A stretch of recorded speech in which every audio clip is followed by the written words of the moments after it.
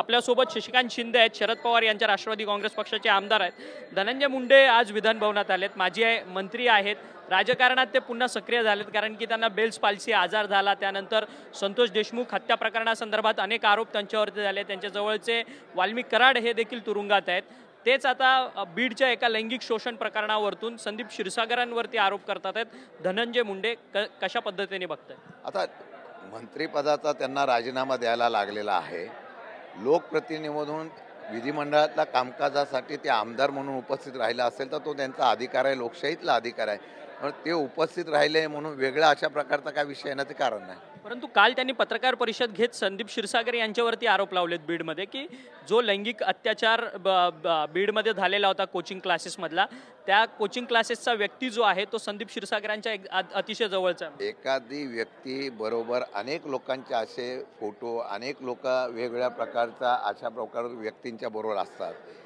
एखादा फोटो किंवा संबंध आला म्हणून त्या व्यक्तीचा त्याच्याशी नाव जोडणं मला वाटतं योग्य ठरत नाही. परंतु अशा प्रकारचा पदाधिकारी असेल तर कोणताही लोकप्रतिनिधी त्याला पाठबळ देत नाही.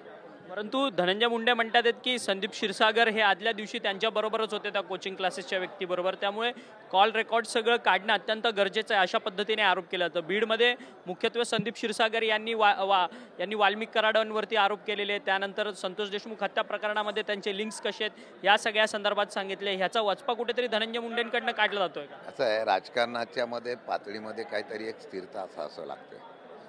मला वाटतं की राजकारणामध्ये आरोप प्रत्यारोप करत असताना यामध्ये त्यांच्या मी मागेही सांगितलं होतं एखाद्या कुटुंबाचा आणि त्याच्यावर परिणाम होतो. सत्यता पडताळूनच पुढे आरोप करणं गरजेचं आहे.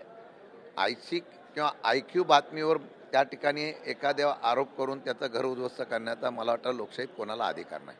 एक शेवटचाच प्रश्न, 2 ठाकरे बंधू एका आंदोलनाला एकत्रित येणार होते. स्थानिक स्वराज्य संस्थांच्या निवडणुकीच्या निमित्ताने ती नांदी मानली जात होती. परंतु स्थानिक स्वराज्य संस्थांच्या निवडणुकीत दोन्ही ठाकरे बंधू एकत्र आले तर त्याचे पडसाद काहीसे वेगळे उमटतील.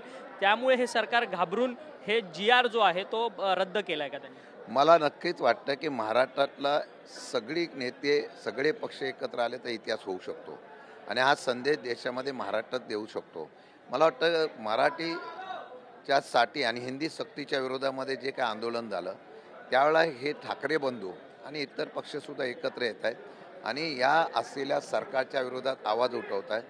ते चित्र जर मोर्चा निघाला असतं तर फार मोठ्या प्रमाणात झाला असतं आणि तो सुरुवात झाली असती. त्याचे पडसाद हे स्थानिक स्वराज्य संस्था आणि महानगरपालिकेच्या निवडणुकीला निश्चित पाहायला मिळाले असते. म्हणूनच सरकार घाबरलं आणि आदल्या दिवशी तो माघार घेतला. पण मी एक सांगतो, यामध्ये सुद्धा भाजपच्या असलेल्या रणनीतीचा महानगरपालिकेची या विषयाची संबंध आहे का तो येणारा काळ सांगेल. परंतु आता नरेंद्र जाधवांची एक देखील कमिटी स्थापन केलेली आहे त्रिभाषा सूत्रीच्या संदर्भात अभ्यास करण्याकरता.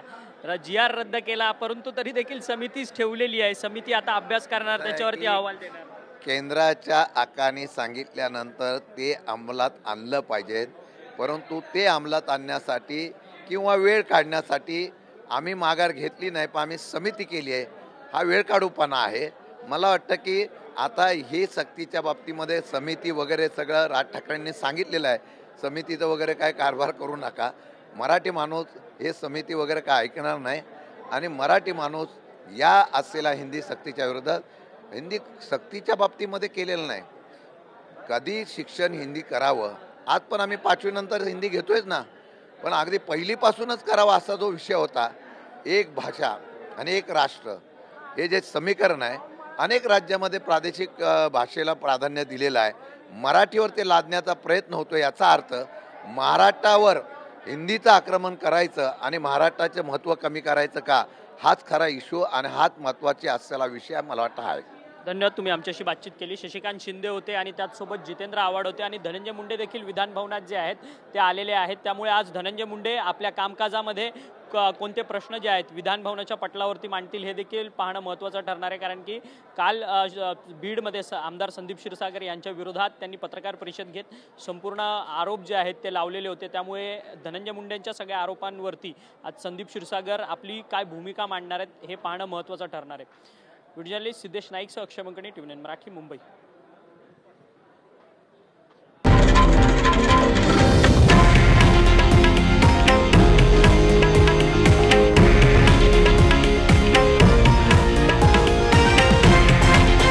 हे आहे देशातील नंबर 1 न्यूज नेटवर्क आणि आपण पाहत आहात TV9 मराठी, एकमेव.